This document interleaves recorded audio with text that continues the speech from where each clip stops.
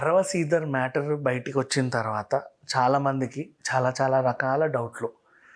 ఏంటి ఈ స్టోరీ? సడన్గా ఒక ఎమ్మెల్యే, ప్రభుత్వ విప్పు, ఆయన పైన ఇట్లాంటి ఆరోపణలు చేసింది కూడా ఒక గవర్నమెంట్ ఎంప్లాయీ, పైగా వీళ్ళిద్దరు కలిసి ఏదో స్కామ్ చేశారంట. ఇట్లాంటి న్యూస్లన్నీ వచ్చిన తర్వాత ఒక టైప్ ఆఫ్ అటెన్షన్ అంతా గ్రాప్ అయింది. మరి అరవ సీదర్ ఎవరు, ఏంటి, అక్కడ ఎందుకున్నాడు, ఏం జరిగింది, ఒకసారి మళ్ళీ క్లుప్తంగా మాట్లాడుకుంటే చాలామందికి తెలియాల్సిన అవసరం కూడా ఉంది. బికాజ్ ఒక ఎమ్మెల్యే అంటే, నియోజకవర్గం ఎమ్మెల్యే అంటే ఎప్పుడు చాలా బిజీగా ఉంటారు. ఏదో పని ఉన్నట్టు, ఏం పని లేకుండా వాళ్ళ చుట్టూ 10 మంది తిరుగుతూ ఉంటారు అనమాట. వాళ్ళకు కూడా ఏదో పని ఉన్నట్టు పొద్దున్నే రావడం, గన్మెన్స్ అందరూ అలర్ట్గా ఉండడం, కింద 10 మంది పేపర్లు పట్టుకొని కూర్చోవడం, సార్ వచ్చాడు, సార్ లేచాడంట, అరే సార్ మెట్లు దిగుతున్నాడంట. ఇక మొత్తం అందరు అలర్ట్ అయ్యి ఇట్లా ఉండి ఆయన ముందు కూర్చొని ఏదో ఒక మంచి సమావేశం జరిగినట్టు ఆయన కూడా చాలా హ్యాపీగా ఫీల్ అయ్యి వెళ్తూ ఉంటారు. అప్పుడప్పుడు అసెంబ్లీ సమావేశాలు. సో అందరూ కూడా అటెన్షన్ అంతా కూడా ఆయన వైపు మీద మళ్ళింది. ఎవరైనా ఏంటి అని తెలుసుకునే క్రమంలో మనకు తెలిసినటువంటి బోల్డ్ అనే విషయాలు ఏంటంటే, ఈ ఎమ్మెల్యే అంత ఖాళీగా ఎందుకున్నాడు అని. అసెంబ్లీ సమావేశాలప్పుడు ఖాళీగా ఉన్నాడు, మామూలుగా ఖాళీగా ఉన్నాడు. ఈ అమ్మాయి ఇంటికి వెళ్ళినప్పుడు కూడా ఖాళీగానే ఉన్నాడు. మీరు కొన్ని విజువల్స్ చూసినా కూడా మీకు ఖాళీగానే కనిపిస్తాడు. ఈమె బయట వెయిట్ చేయమన్నా కూడా ఇంటి బయట చాలాసేపు వెయిట్ చేశాడు. అసెంబ్లీ జరుగుతూ ఉంటే అసెంబ్లీ అని చెప్పేసి వీడియో కాల్ చేయడం, అదే వీడియో కాల్లో చంద్రబాబు నాయుడు స్పీకర్ అని చెప్పి చూపించడం. ఇంత ఖాళీగా ఎందుకున్నాడు అంటే, ఖాళీగానే ఉండాలని తెచ్చుకున్నటువంటి ఎమ్మెల్యే ఈయన. ముక్కా రూపానందరెడ్డి గురించి అందరికీ తెలుసు. రైల్వే కోడూరు వైపు వెళ్తే ఆల్మోస్ట్ వాళ్ళ అబ్బాయి కూడా ఎప్పుడు హడావిడిగా వికాస్ కుమార్ పోస్టర్లు ఉంటాయి. ఈయన కూడా అన్ని కార్యక్రమాల్లో చురుగ్గా పాల్గొంటాడు. అక్కడ ఒక మంచి బిజినెస్ మ్యాన్. ఆ ఏరియా తన కంట్రోల్లో ఉండాలని అనుకున్నాడు. కాకపోతే ఏమైందంటే, ఎస్సీ ఎస్టీ రిజర్వేషన్లు వచ్చిన తర్వాత రైల్వే కోడూరుకి ఎస్సీ రిజర్వేషన్ అయింది. మరి ఎస్సీ నుంచే ఎవరో ఒక రావాలి. ఇతనేమో ముక్కా రూపానందనేమో ఎస్సీ కాదు. మరి ఎలా?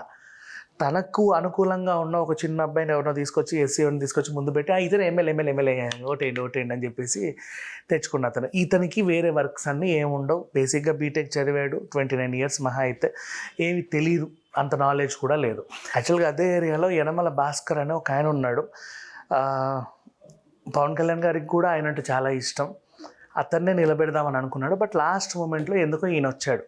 అయితే ఇక్కడ విషయం ఏంటంటే, రూపానందరెడ్డి యనమల భాస్కర్ని కూడా చేయొచ్చు ఎమ్మెల్యేగా. ఇతన్ని ఎందుకు చేశాడు అంటే, యనమల భాస్కర్ అనే ఆయన మంచి మాట్లాడగలడు, సొంతంగా ఆలోచించగలడు, అండ్ బాగా తెలివైన వాడు. అంత తెలివి ఉన్నోడు రేపు నా మాట ఎందుకు వింటాడని నాకు అనిపించి, అది కూడా పదవి దక్కిన తర్వాత నన్ను ఎలా కేర్ చేస్తాడో చేయడో, ఒకవేళ ఉల్టా తిరిగి నన్ను బ్లాక్మెయిల్ చేస్తే నేనేం చేయను అని చెప్పి ఆలోచించి ఏమీ తెలియని ఒక ఆయన్ని తీసుకొచ్చి అక్కడ నిలబెట్టారు. యాక్చువల్గా చెప్పాలి అంటే, ఇప్పుడు ఇవన్నీ బయటపడ్డ తర్వాత జనసేన పార్టీ పరుగు పోతూ ఉంది, అండ్ కూటమి ప్రభుత్వం పరుగు పోతూ ఉంది. రైల్వే కోడూరు నియోజకవర్గం అమ్మో ఇదా అని చెప్పి చాలామంది అనుకుంటున్నారు. ఏంటి ఇది చండాలం అంతా? ఎవరో ఒక అమ్మాయి బయటికి రావడం ఏంటి, పలానా ఎమ్మెల్యే నన్ను ఇలా చేశాడని చెప్పడం ఏంటి, అతని గురించి ఎంక్వైరీ చేస్తే ఇన్ని విషయాలు బయటపడ్డం ఏంటి, ఇవన్నీ చూస్తే మీకు అనిపిస్తుంది ఒక జీరో నాలెడ్జ్ పర్సన్ని అక్కడ ఎమ్మెల్యేగా కూర్చోబెట్టారు. మరి ఇతను ఆ ఏరియా సమస్యల్ని అసెంబ్లీలో ఏ విధంగా చర్చిస్తాడు? అసలు ఆ ఏరియాలో ఏ సమస్యనో తనకు ఎలా తెలుస్తుంది? ఏమీ తెలియదు, ఏం చర్చించలేడు. కాబట్టే ఓవైపు సీరియస్గా అసెంబ్లీ సమావేశాలు జరుగుతున్నా కూడా ఈయన వీడియో కాల్ చేసుకుంటూ, చాటింగ్లు చేసుకుంటూ, ఎంజాయ్ చేసుకుంటూ ఉన్నాడు. మరి ఇట్లాంటి వాళ్ళందరినీ మనం ఎమ్మెల్యేలుగా, ఎంపీలుగా, మినిస్టర్లుగా కూర్చోపెడితే మన సమాజం ఏమవ్వాలి చెప్పండి?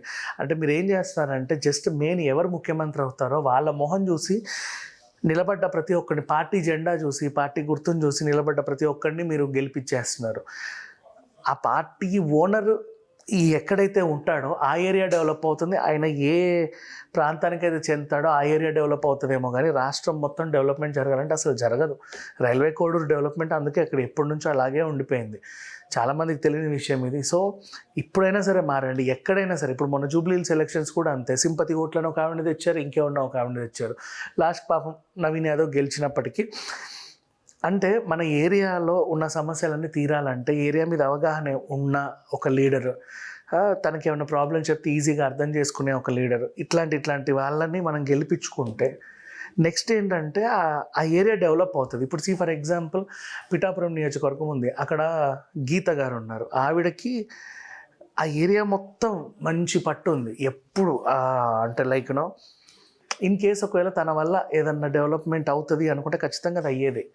అట్లా ఏ ఏరియా అయినా సరే మనం మొహాలను చూసో, పార్టీని చూసో, లేకపోతే వాళ్ళకున్న ఫేమ్‌ని చూసో, లేకపోతే ఇంకేదో చూసో నిజంగా ఓట్లు వేసుకుంటే రేపటి రోజు ఎప్పుడైనా సరే